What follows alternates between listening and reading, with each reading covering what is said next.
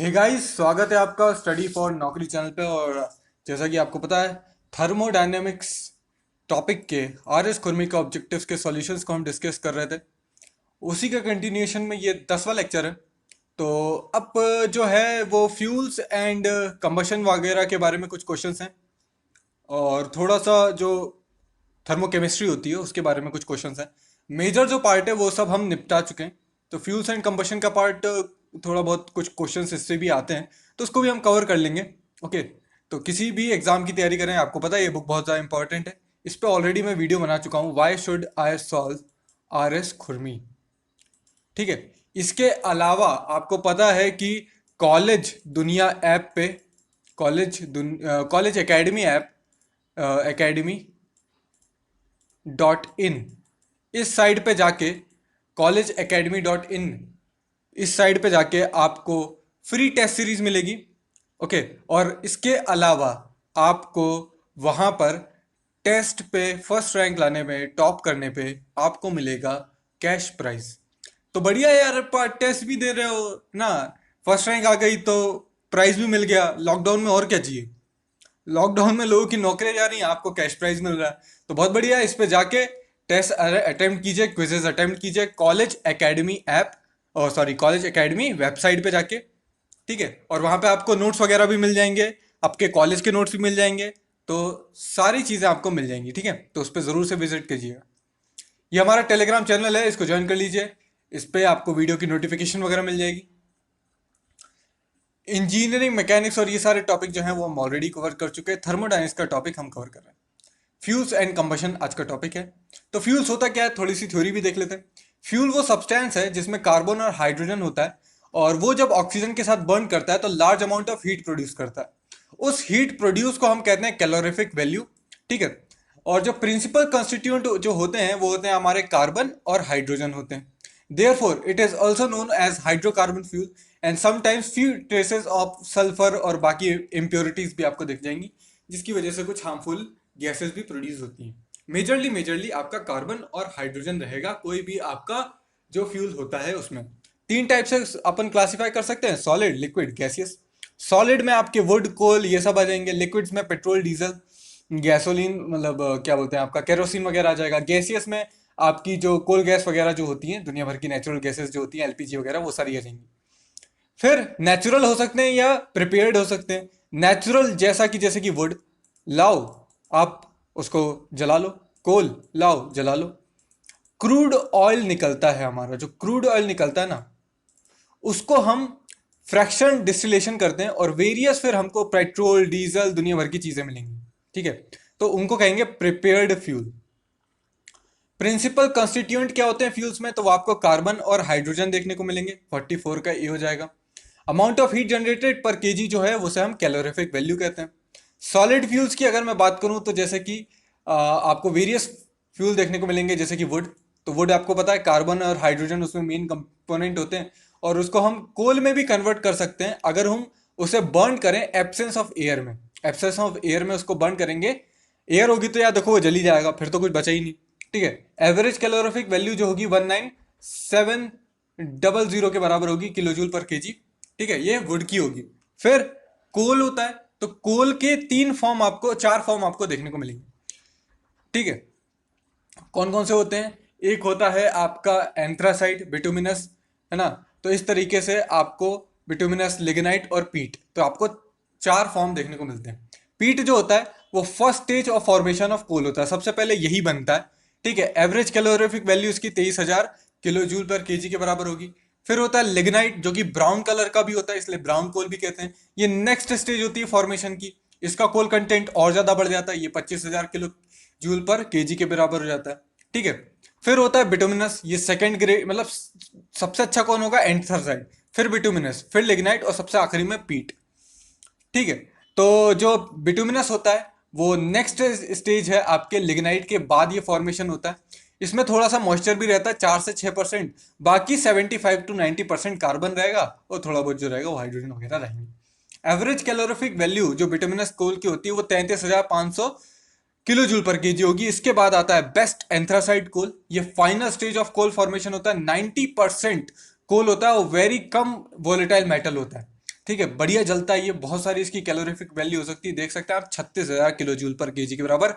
Very valuable है ना। Steam raising general power consumption purpose के लिए हम यूज करते हैं। हमारे यहाँ तो ज्यादा होता नहीं है, हमारे यहाँ बहुत घटिया टाइप का कोल होता है, तो हम उसे इंपोर्ट कराते हैं चाइना से। और बहुत सारा कोयला जो है वो हम ऑस्ट्रेलिया से भी इंपोर्ट कराते हैं। और ऑस्ट्रेलिया में तो पता है क्या होता है, जैसे अडानी पावर जैसे लोग हैं ना, तो ये लोग क्या करते हैं, वहाँ की माइंस ही खरीद लेते हैं। तो ऑस्ट्रेलिया का की माइंस खरीद ली, और उसके बाद वहां से निकाला कोल, और भर भर के यहाँ पे इंडिया में भेजा। तो रिसेंटली अडानी जो कोल माइंस है उसके खिलाफ वहां पे वो भी हो रहे थे, प्रोटेस्ट हो रहे थे। रिसेंटली नहीं थे, ये तो 6 महीने पुरानी बात होगी, 1 साल पुरानी बात होगी। ठीक है। तो इसके बाद वुड चारकोल आता है। वुड को डायरेक्टली चारकोल में, अगर लिमिटेड सप्लाई ऑफ एयर में आप उसको बर्न करो, तो वो आपका वुड चारकोल बन जाएगा। तो ये जो है ना, ये वुड चारकोल वगैरह जो डेली यूज का पर्पस होता है ना, जैसे कि क्या होता है ना कि वुड क्या होता है ना, वुड में मॉइस्चर भी रहेगा, वो रहेगा तो वजन रहता रहेगा।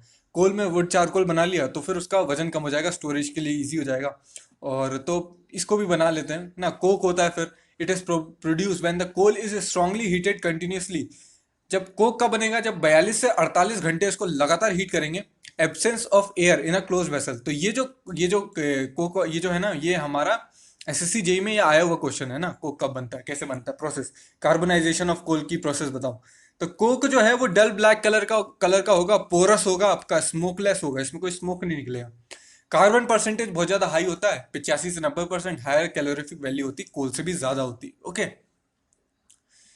जो कार्बोनाइजेशन ऑफ कोल अगर 500 से लेके 700 डिग्री सेल्सियस के बीच में करेंगे, तो रिजल्टिंग कोल जो होगा वो सॉफ्ट कोल बनेगा। और हायर टेम्परेचर पे करेंगे, 900 से 1100 डिग्री सेल्सियस के बीच में, तो वो हार्ड कोल बनेगा, हार्ड कोक बनेगा।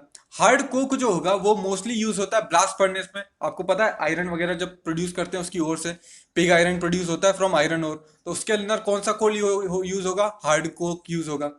ठीक है। सॉफ्ट कुक जो है वो अब डोमेस्टिक फ्यूल की तरह यूज कर लेते हैं ना। आपने देखा होगा पुराने जमाने में जो गांव में जो होते थे ना, आयरन जो होते थे, वहां बिजली आती नहीं थी, तो आयरन क्या होता था, लोहे का एक आयरन होता था, प्रेस जिससे करते थे, उसके अंदर कोयला जला के भर देते थे, वो गर्म होता था। ठीक है। और फिर उससे प्रेस कर देते थे, वजन इतना होता था कि मस्त एकदम झक्कास आयरन होती थी आपकी। फिर होता है एक ये ब्रिकेटेड कोल होता है। इसमें it is produce from finally grounded coal जो होता है, मोल्डिंग अंडर द प्रेशर। तो binding material, briquette coal has an advantage having the practically no loss in the fuel.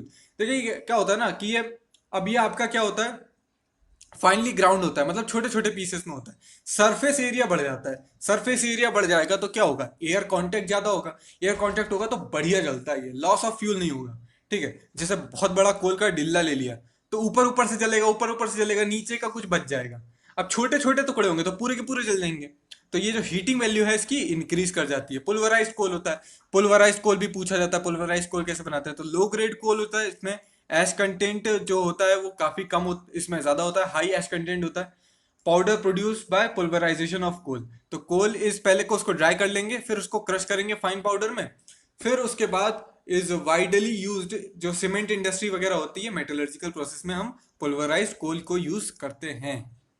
ठीक है। तो अब आपको बताना है इसमें से, तो सबसे कम होती है वुड की, तो वो हो जाएगी आपकी B.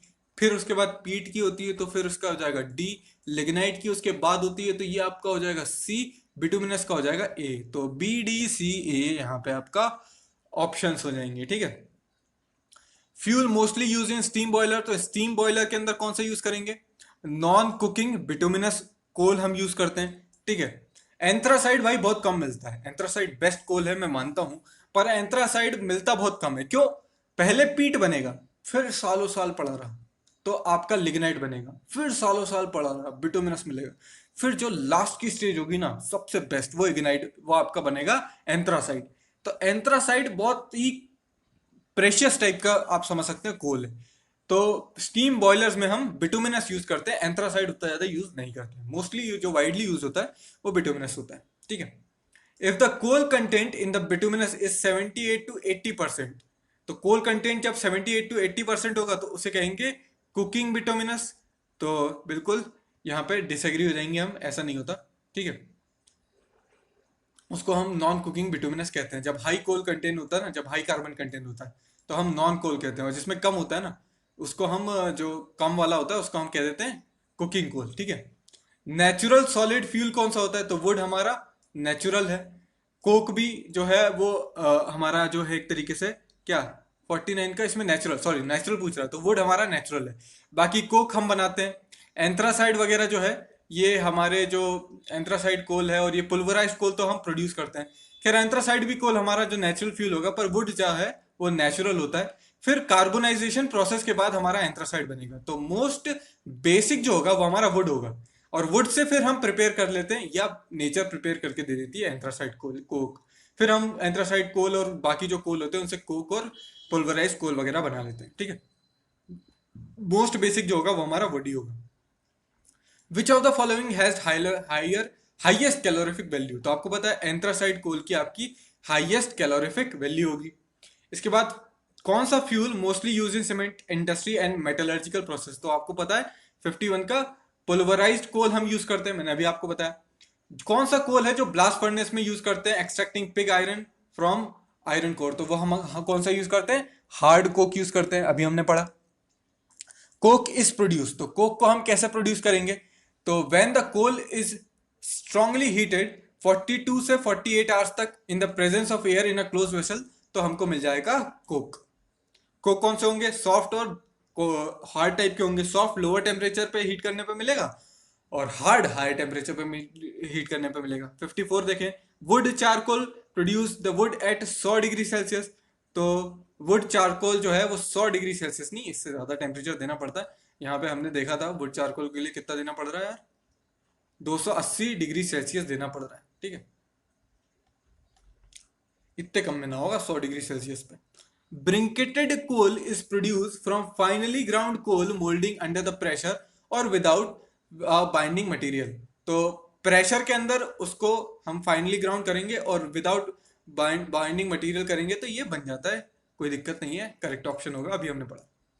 When coal is first dried crushed, उसके बाद फाइन पाउडर बनाएंगे, पुल्वराइज मशीन में डालेंगे, तो क्या होगा, तो वो हमारा जो है वो बन जाएगा पुल्वराइज्ड कोल, और यहाँ पे पुल्वराइज्ड कोल नहीं है तो none of this.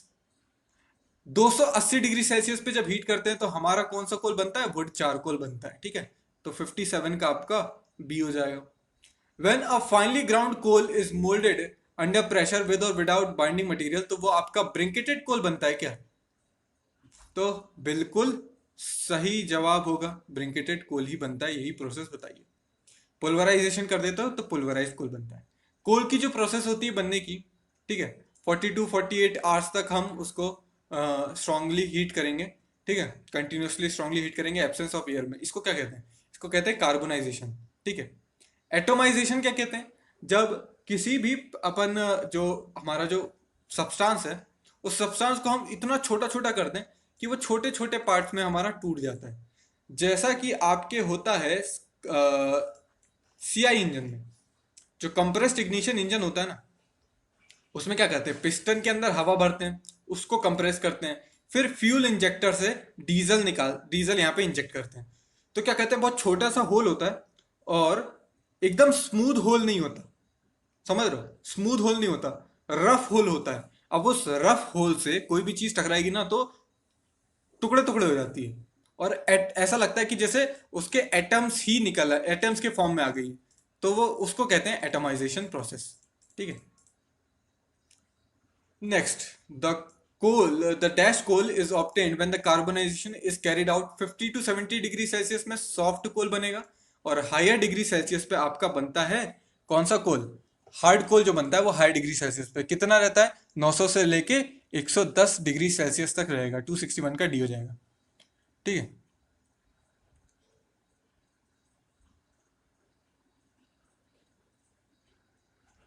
Carbonisation of coal consist of, तो कार्बोनाइजेशन कोल के कर लिए करने के लिए हम कार्बोनाइजेशन में 40 to 48 आवर्स तक उसको गर्म करते हैं, अभी हमने देखा था कार्बोनाइजेशन कैसे होता है, फिर से दिखा देता हूँ, ठीक है। तो कार्बोनाइजेशन करने के लिए हम 50 to 70 डिग्री सेल्सियस पे जब उसको कार्बोनाइजेशन करते हैं तो सॉफ्ट कोल बनता है, ठीक है। और हार्ड कोल के लिए 900 से लेके 1100 डिग्री सेल्सियस तक हमको जाना पड़ता है। तो ये जब प्रोसेस होती है तो हमारा बनता है क्या, हमारे उस प्रोसेस को कहते हैं कार्बोनाइजेशन। तो यहाँ पे देखो कहीं पे अभी आपको 500 डिग्री सेल्सियस नहीं देखने को दिख रहा, 900 से 1100 नहीं देखने को मिल रहा, कहीं पे भी आपको बाकी सारी चीजें बताइए, कार्बोनाइजेशन की प्रोसेस नहीं बताती, तो यहाँ पे नन ऑफ दीज हो जाएगा, ये सारी कोई भी प्रोसेस नहीं थी। स्टीम कोल्ड जो होता है वो हमारा कौन सा कोल्ड होता है, वो होता है हमारा नॉन कुकिंग बिटुमिनस कोल। ठीक है। The ultimate analysis of cold consist of determination of percent, तो उसमें हम कार्बन, हाइड्रोजन और एस कंटेंट ये सब पता करते हैं, सबका सब पता करते हैं, कार्बन कितना, हाइड्रोजन कितना है, नाइट्रोजन, सल्फर, एस कंटेंट कितना है, तो ये सब जब हम करते हैं तो उसका अल्टीमेट एनालिसिस ऑफ कोल होती है। ओके, अब इसमें पूछ रहा है कि कितने परसेंट कार्बन है और कौन से कोल में है। तो 265 मतलब के, अगर क्वेश्चन में हम देखें तो बिटुमिनस नॉन कुकिंग कोल जो होता है उसमें आपको देखने को मिलेगा कम का, उसमें कार्बन कंटेंट होगा सबसे ज़्यादा। भैया नॉन केकिंग टाइप का है, ठीक है, नॉन केकिंग है, सॉरी नॉन केकिंग है, तो इसमें कितना देखने को मिलेगा आपको 78 से लेके 81 तक देखने को मिलेगा, तो यहाँ पे सी हो जाएगा। ठीक है। Bituminous coal with slightly caking, if the carbon, तो कार्बन कंटेंट कितना हो जाएगा, तो वो आपका थोड़ा सा बढ़ जाएगा, 81 से लेके 82.5 तक हो जाएगा। ठीक है। नेक्स्ट अगर मैं देखूं बिटुमिनस कोल मीडियम केकिंग कर देंगे, मीडियम केकिंग करेंगे तो थोड़ा और बढ़ जाएगा, आपका 82 से लेके 84% तक हो जाएगा, तो ईडी हो जाएगा। और स्ट्रांगली केकिंग करेंगे, स्ट्रॉन्ग केक बनाएंगे ना उसका, तो कार्बन कंटेंट और बढ़ जाएगा, 84 से 89% होगा, बाकी सारे जो चीज़ें होंगी ना वो इसमें से निकल जाएंगी। ठीक है, तो ये हो गया। फिर लिक्विड फ्यूल्स की बात कर लेते हैं। कुछ लिक्विड फ्यूल्स भी होते हैं, तो लिक्विड जो स्टेट में होंगे उनको लिक्विड फ्यूल्स कहेंगे। ठीक है। नेचुरली जो है वो हमारा नेचुरल पेट्रोलियम जो होता है, क्रूड ऑयल, जिसके प्राइसेस बीच में तो बहुत ज़्यादा ही गिर गए थे, अब थोड़े से सही हुए हैं। खैर डिमांड भी उस बहुत ही ज़्यादा गिर गई है, खैर वो टॉपिक अलग है।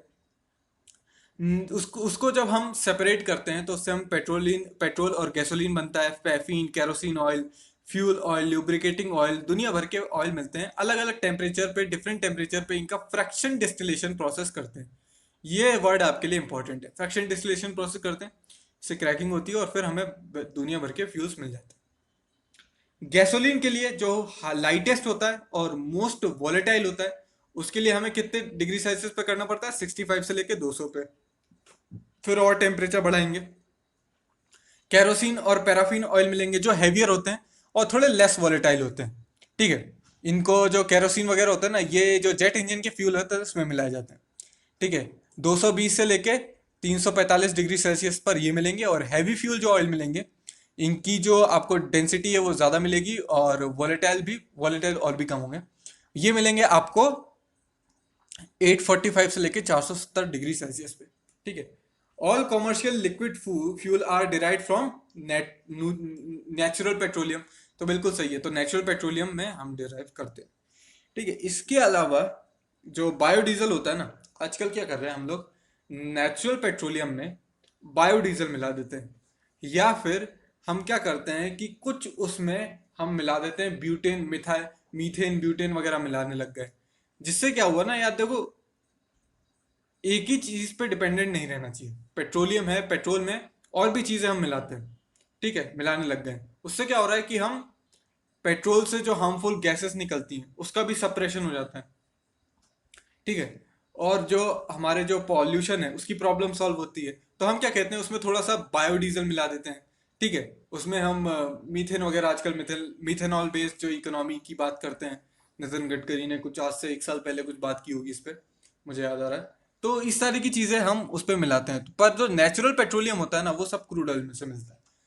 और रिसेंटली अगर आप डिफेंस की न्यूज़ फॉलो करते हैं तो आपने पढ़ा होगा, एक AN-32 ट्रांसपोर्ट एयरक्राफ्ट होता है, एयरफोर्स यूज़ करती है उसको। ये यूक्रेन से खरीदा था हमने बहुत पहले, और रिसेंटली यही क्रैश हुआ था जब हमारे लगभग 16 एयरफोर्स के जो लोग थे वो आसाम और वहाँ के जो आसाम के जो जंगल थे, सिक्किम आसाम के पास के जो जंगल थे उसमें गुम हो गए थे। ठीक है। बहुत दिन तक सर्च ऑपरेशन चला था। तो उसमें जो इंडियन एयरफोर्स थी उसने उसमें थोड़ा सा बायोडीजल मिलाया था, मेरे ख्याल से 10% मिलाया था, बाकी जो है वो जेट फ्यूल यूज़ किया था। तो इससे क्या होता है ना कि बायोडीजल सस्ता पड़ता है, तो आपने कॉस्ट घटा ली, साथ में आपने इन्वायरमेंट का भी ख्याल रख लिया। तो ये सारी चीज़ें भी होती हैं। ठीक है। तो ये एग्जाम में पूछी जा सकती है जीएस पॉइंट ऑफ व्यू से, तो जो जो मुझे याद आता है मैं बताते जाता हूँ। लिक्विड फ्यूल जो होता है कंसिस्ट ऑफ हाइड्रोकार्बन्स, तो देखिए हाइड्रोकार्बन्स तो बेसिकली होंगे ही। ठीक है। हाइड्रोकार्बन्स तो होंगे ही। नेचुरल पेट्रोलियम में be separated into petrol, kerosene, fuel oil, lubricating oil, इन सब में ही जो है वो सब के सब में सेपरेट किया जा सकता है। तो सारे ही ऑप्शन करेक्ट होंगे, ठीक है। Distillation is carried out in such a way that liquid with the lowest boiling temperature, देखिए क्या करेंगे, फ्यूल को रखा, यहां से एक नोजल इस तरीके से निकाल लेंगे, ठीक है, और इसको, ये पूरा कवर्ड रहेगा भाई, ठीक है, और इसको यहाँ से जाएगी और दूसरे एक कंटेनर में चली जाएगी। अब यहाँ पे इसका बढ़ाएंगे टेम्परेचर, ठीक है, और यहाँ पे मैं क्या करूँगा, एक लिक्विड की जैकेट बना दूंगा इस तरीके से, लिक्विड की जैकेट रहेगी। अभी लिक्विड की जैकेट क्यों सर, इसके अंदर पानी भरेगा, कोल्ड वाटर यहाँ से आएगा, थोड़ा गर्म होकर निकल जाएगा। यहाँ पे टेम्परेचर बढ़ाया, पेट्रोल बनाना था 75 से लेके जो भी 200 डिग्री सेल्सियस के बीच में मैंने टेम्परेचर रखा, पूरा का पूरा पेट्रोल की वेपर्स यहाँ से निकली, निकल के जब यहाँ गई तो टेम्परेचर कम हो गया, कंडेंस हो गई, यहाँ पे पेट्रोल निकल आया, पूरा पेट्रोल निकल आया। अब इसका टेम्परेचर मैं 245 से बढ़ा के 400 तक ले जाऊंगा, तो मेरे जो बाकी के केरोसिन वगैरह वो निकाल लूंगा, फिर टेम्परेचर उतना ही रखूंगा, ठीक है, 245 से 400 के बीच में ना, तो 300 350 के आसपास रखूंगा, ठीक है। फिर उसको निकाल लूंगा, धीरे धीरे जब हमारी केरोसिन कम आना लगेगा टेम्परेचर बढ़ा दूंगा, ठीक है। फिर उसके बाद जो फाइनल बचेगा वो हमारा क्या डीजल वगैरह रहेगा, heavy diesel, heavy fuel oil रहेगा, तो उस पर निकालेंगे। बाद में जो नीचे का बच जाएगा जो जेली फॉर्म में, वो हमारी एक अलग प्रोडक्ट हो जाएगा, ठीक है। इस तरीके से करते हैं, तो उसको क्या कहते हैं, फ्रैक्शन डिस्टिलेशन कहते हैं। सी ऑप्शन आपका करेक्ट होगा। A process of heating crude oil to a high temperature under a very high pressure to increase yield of lighter distilled is known as, तो इस प्रोसेस को हम कहते हैं क्रैकिंग। तो जब हम किसी क्रूड ऑयल को बहुत ज़्यादा टेम्परेचर प्रेशर पे हम जब उसको करते हैं ना, तो क्या होता है, वो टूट जाता है अपने आप में, स्मॉल जो उसके फ्रैक्शन है उसमें डिस्टिलेशन हो जाता है, तो लाइटर डिस्टिलेट्स फॉर्म होते हैं, उसे कहते हैं हम क्रैकिंग। पेट्रोल को डिस्टिलेट करने के लिए आपको पता है 65 से लेके 220 डिग्री तक आपको जाना पड़ेगा, 270 N का ये हो जाएगा। केरोसिन जो है वो डिस्टिल्ड होगा आपसे इसके हायर टेम्परेचर पे, तो वो आ जाएगा 220 से लेके 345 तक। फिर liquid fuel have high calorific value than solid fuel, तो देखिए बिल्कुल सही बात है, लिक्विड फ्यूल जो होता है ना, आप खुद ही देखिए, सॉलिड सॉलिड क्यों है, क्योंकि उसके मॉलिक्यूलर बॉन्डिंग बहुत ज़्यादा है, ठीक है, मॉलिक्यूलर बॉन्डिंग बहुत ज़्यादा है। अब उस चक्कर में क्या होता है ना, उसकी बर्निंग उतनी प्रॉपर हो नहीं पाती, क्योंकि बहुत समेटे हुए हैं ना, बहुत ही ज़्यादा कंप्रेस्ड फॉर्म में है। लिक्विड में उससे ज़्यादा मॉलिक्यूलर, उससे कम मॉलिक्यूलर फोर्सेस हैं, ठीक है। तो एटोमाइजेशन की जो प्रोसेस होती है ना, वो ज़्यादा होगी लिक्विड में। जब एटोमाइजेशन ज़्यादा होगा, सरफेस एरिया किसका ज़्यादा होगा, लिक्विड फ्यूल्स का।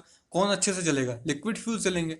दूसरी बात, तो कैलोरीफिक वैल्यू जो होती है, इस तरीके से भी आप याद रख सकते हैं, कैलोरीफिक वैल्यू लिक्विड फ्यूल्स की ज़्यादा होगी, ठीक है। Liquid fuel have lower efficiency than solid fuel, तो अगर ऐसी बात करें तो ये गलत है, एफिशिएंसी भी उन्हीं की ज़्यादा होती है, ठीक है। फिर आपके गैशियस फ्यूल देखने को मिलेंगे। The natural gas is usually found, जो आपको मिलेगी वो मीथेन मिलेगी, CH4, ठीक है, और अदर्स में कुछ आपको ईथेन मिल जाएगी जो थोड़ी टॉक्सिक होती है आपकी गैसेस, ठीक है, और कार्बन डाइऑक्साइड मिल जाएगी आपको, कार्बन मोनोऑक्साइड मिलेगी, ये अगेन टॉक्सिक है। मीथेन भी थोड़ी बहुत टॉक्सिक तो होती है खैर, ओके, और बहुत ज़्यादा वॉलेटाइल होती है, मार्श गैस भी कहते हैं मीथेन को, ठीक है, ये भी एग्जाम में पूछा जा सकता है। तो ये सारी नेचुरल गैसेस हमें मिलती हैं, ठीक है। नेचुरल गैस में आपका मेन कंटेंट मीथेन का होगा, थोड़ा बहुत इथेन होगा। एलपीजी में मेन कंटेंट आपका ब्यूटेन का होगा, ओके, तो ये भी याद रख लीजिए, एग्जाम में पूछा जाता है, कई एग्जाम में है। जो नेचुरल गैस होती है उसमें क्या होता है, और एलपीजी जो गैस आती है कंप्रेस्ड पेट्रोलियम गैस, उसमें क्या होता है, तो उसमें ब्यूटेन होता है, थोड़े बहुत फ्रैक्शंस बाकी चीज़ों के मिलते हैं, ठीक है। तो कोल गैस होती है, तो इसे टाउन गैस भी बोलते हैं। इसको कैसे मिलते हैं, कार्बनाइजेशन ऑफ कोल जब करते हैं ना, तो उसमें मेनली कार्बन और हाइड्रोजन होते हैं, हाइड्रोजन और कार्बन डाइऑक्साइड मिलती है, एंड वेरियस अदर हाइड्रोकार्बन्स मिलते हैं। कार्बन मोनोऑक्साइड मिलती है, यहाँ पे मोनोऑक्साइड होगा, ठीक है, और बाकी सारे हाइड्रोकार्बन्स मिलते हैं। तो हाइड्रोजन है, H2 है, O2 से रिएक्ट करेगी तो क्या बनाएगी, H2O, कंबशन हो गया। कार्बन मोनोऑक्साइड है, CO प्लस O2, यानी कि 2CO प्लस O2 मिल जाएगा 2CO2, तो इस तरीके से क्या होगा, ये कोल गैस के जो प्रोडक्ट्स, जो गैस है वो ऑक्सीडाइज होके या फिर कंबशन होके फाइनल प्रोडक्ट मिलाएगी और इसके साथ निकलेगी बहुत सारी हीट। उसी हीट को क्या बोलते हैं, हम बोलते हैं कैलोरीफिक वैल्यू। तो इसकी कैलोरीफिक वैल्यू कितनी होगी, 210 से लेके 2100 से लेके 21,000 से लेके 25,000 kilojoule per metre cube. यहाँ पे केजी नहीं होगा, वॉल्यूम अब वॉल्यूम की बात करेंगे हम, क्यों गैसियस फेज में है ना। ओके, फिर प्रोड्यूसर गैस मिलेगी, it is obtained by the partial combustion of Coke. और ये सब बुक में ही दिया हुआ है सारी चीजें, है ना। ठीक है, तो ये सारी चीजें आपको बुक में ही मिल जाएगी, आप उसको वहां से भी पढ़ सकते हैं। तो इसमें क्या करते हैं हम, एंथ्रासाइड कोल है, इन सब कोल को mixture of air steam blast produce करते हैं। ठीक है, मोस्टली ये यूज होती है for furnace, particularly glass melting वगैरह के लिए यूज होती है, पावर जनरेशन के लिए यूज होती है। मैन्युफैक्चरिंग लो कॉस्ट है, कैलोरीफिक वैल्यू भी हमें ठीक ठाक मिल जाती है, बहुत ज़्यादा नहीं होती। वाटर गैस क्या होती है, mixture of hydrogen carbon monoxide को हम वाटर गैस करते हैं, और इसको स्टीम से जब पास करते हैं ना, इनकैंडेसेंट कोक को जब हम, कोक रहता है सी, उसको हम H2O से पास करेंगे। ठीक है, तो वो CO प्लस H2 में फॉर्म हो जाता है। ठीक है, तो इसे हम कहते हैं वाटर गैस। तो ये ब्लू फ्लेम के साथ जलती है और इसे कहते हैं ब्लू वाटर गैस कहते हैं। और ये इसको फिर कार्बोरेट एनरिच कर लेते हैं, बहुत दुनिया भर की प्रोसेस करते हैं, फिर ये फर्नेस में, वेल्डिंग में वगैरह में यूज हो जाएगी। ठीक है, मॉन्ड गैस क्या होती है, मॉन्ड गैस की अगर मैं बात करूं तो ये जो होती है, large amount of steam over the waste coal जब हम डालेंगे 650 डिग्री सेल्सियस पे, तो हमें मॉन्ड गैस मिलेगी। इसके अलावा नाम से ही समझ सकते हैं, जो वेस्ट होता है ना, जो हमारा जो वेस्ट कोल होता है उससे प्रोड्यूस करते हैं, पावर जनरेशन, हीटिंग वगैरह के लिए यूज होती है। ओके, तो कई देश क्या होते हैं ना जहाँ पे बहुत ज़्यादा ठंड पड़ती है, तो वहाँ पे क्या होता है ना कि कमरे को गर्म करने के लिए भी आपको हीटिंग की ज़रूरत पड़ती है ना। जैसे लेह लद्दाख के जो एरियाज हैं, जम्मू कश्मीर का जो हमारे एरियाज है, तो वहाँ पे हमको अपने जिंदा रहने के लिए अपना आसपास की हीटिंग करनी पड़ती है, तो उसके लिए हम यूज़ करते हैं। तो ऐसी चीज़ यूज़ करते हैं जो ज़्यादा बहुत ज़्यादा धुआं नहीं करे, कैलोरीफिक वैल्यू बहुत ज़्यादा नहीं चाहिए हमें, है ना, ब्लास्ट फर्नेस में नहीं डालना हमको। ठीक है, तो इन सब चीज़ों के लिए हम ये यूज़ कर लेते हैं, कैलोरीफिक वैल्यू उसी के हिसाब से देख सकते हो आप। ठीक है, ब्लास्ट फर्नेसेस गैस जो होती हैं उसकी कैलोरीफिक वैल्यू देखो ज़्यादा है, आपको मिलेगी। ठीक है, ये बाय प्रोडक्ट होती है पिग आयरन बनाने के लिए, जो ब्लास्ट फर्नेस से ऊपर जाती है ना, तो वो आपको गैस मिलेगी। पावर जनरेशन, गैस इंजन्स वगैरह में हम इसको यूज़ कर लेते हैं, प्री हीटिंग करने के लिए यूज़ कर लेते हैं ब्लास्ट फर्नेस को, इनिशियल जो हीटिंग करने होते हैं। बाकी जो मेटलर्जिकल प्रोसेस उसमें यूज़ होती है।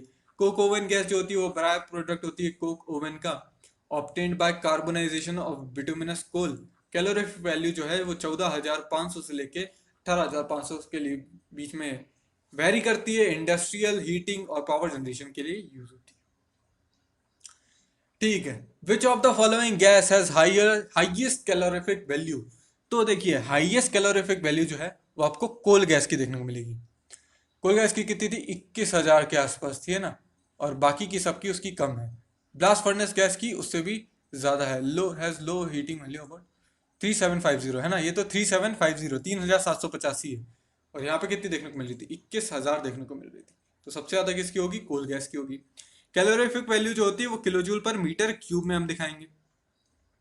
ठीक है, अब ये मैच द फॉलोइंग करना है, वहीं जो वहां पे लिखा हुआ था वहीं यहाँ से मैचिंग करनी है। कोल गैस की सबसे ज्यादा होती है, अभी देखा, तो इसका ए का सी हो जाएगा।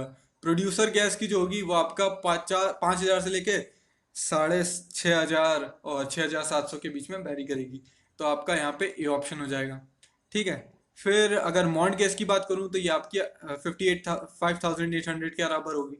ठीक है, ब्लास्ट फर्नेस की अभी हमने देखी, ई हो जाएगा, 3750 kilojoule per metre cube के बराबर होती है। और कोक, है ना, तो यहाँ पे ई ऑप्शन हो जाएगा, और बचा क्या, डी बचा, 1450 से लेके वो आपकी हो जाएगी कोक ओवन गैस की।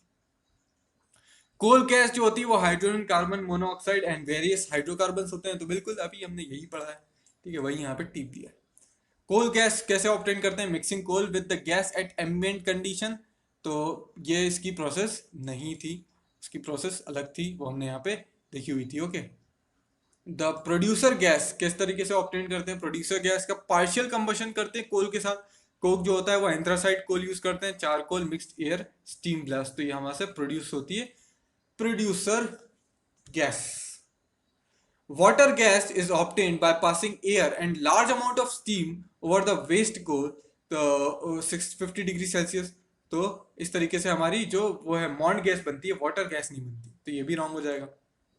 मॉन्ड गैस तरीके से प्रोड्यूस करेंगे passing air at large amount of heat, तो इस तरीके से हमें मॉन्ड गैस मिल जाती है 650 डिग्री सेल्सियस पे। ठीक है, तो यहाँ पे डी ऑप्शन करेक्ट हो जाएगा। Coke oven gas is obtain burning Coke in oven, तो बिल्कुल सही। इसी तरीके से हमने देखी थी यहाँ पे किस तरीके से बन रही थी, एक बार फिर से देख लेता हूँ। Coke oven gas produce coke oven and is obtained by the carbonisation of bituminous coal बोल रहा है। ठीक है, बाय प्रोडक्ट है कोक ओवन का, बाय प्रोडक्ट है ना, तो ये बर्निंग कोक ओवन से बाय प्रोडक्ट से मिलती है, तो डायरेक्ट बर्निंग से कोक ओवन से नहीं मिलती। ये क्या है, बाय प्रोडक्ट है। ठीक है, तो यहाँ पे डिसएग्री हो जाएंगे, बाय प्रोडक्ट वर्ड यूज नहीं किया। Blast furnace is the by product, blast furnace gas is the by product, तो ये बिल्कुल सही है। ब्लास्ट फर्नेस का जो बाय प्रोडक्ट होता है, जो स्केपिंग गैस होती है, उसको हम कह देते हैं blast furnace gases. Which of the following gas is mostly used in town और स्ट्रीट डोमेस्टिक लाइटिंग पर्पसेस के लिए हम कौन सी यूज करेंगे, तो इसके लिए हम कोल गैस यूज कर लेते हैं। ओके, तो ये हमारी यूज होती है, 285 का बी हो जाएगा। A good fuel should have, तो इसका जो इग्निशन पॉइंट होना चाहिए ना, वो हमारा लो होना चाहिए, जल्दी से जल जाए, ऐसा नहीं कि बहुत ज्यादा ignition temperature. Which of the following is the lightest and most volatile liquid fuel, तो वो आपको पता है गैसोलीन होता है, तो यहाँ पे ए ऑप्शन हो जाएगा, 4 नहीं ए होगा, 287 का ए हो जाएगा। ठीक है, the amount of heat given out by the complete combustion, 1 kilojoule का फ्यूल, उसे कैलोरीफिक फ्यूल, सॉलिड फ्यूल कहते हैं। ठीक है, और amount of heat absorbed by the complete combustion of 1 kg of fuel when the product of its combustion are cool down to the temperature of the supplied air, तो calorific value उस fuel की क्या होगी। तो देखिए, ये जो process होती है ना, ये बढ़ाने की प्रोसेस होती है कैलोरीफिक वैल्यू। कैलोरीफिक बढ़ानी है तो 1 kg कंबशन करो और उसकी जो कूल डाउन कर दिया, तो कूल डाउन कैसे होगा, जो उसकी एनर्जी है वो पूरी की पूरी एब्जॉर्ब कर ली, जब एब्जॉर्ब कर ली तो कैलोरीफिक वैल्यू बढ़ जाएगी। ठीक है, इसके बाद के जो क्वेश्चंस है ना, वो कैलोरीफिक वैल्यू और उसके अलावा जो बॉम्ब कैलोरीमीटर है उस पर है, तो ये हम अगले वीडियो में कवर कर लेंगे। ये वीडियो का एंड है। आशा करता हूँ वीडियो आपको पसंद आया होगा। वीडियो पसंद आया तो लाइक कीजिए, चैनल को सब्सक्राइब कर लीजिए, बेल आइकन को प्रेस कर लीजिए, वीडियो को शेयर कर दीजिए जो भी सिमिलर एग्जाम्स की तैयारी कर रहे हैं। Thanks for watching and as always have a nice day.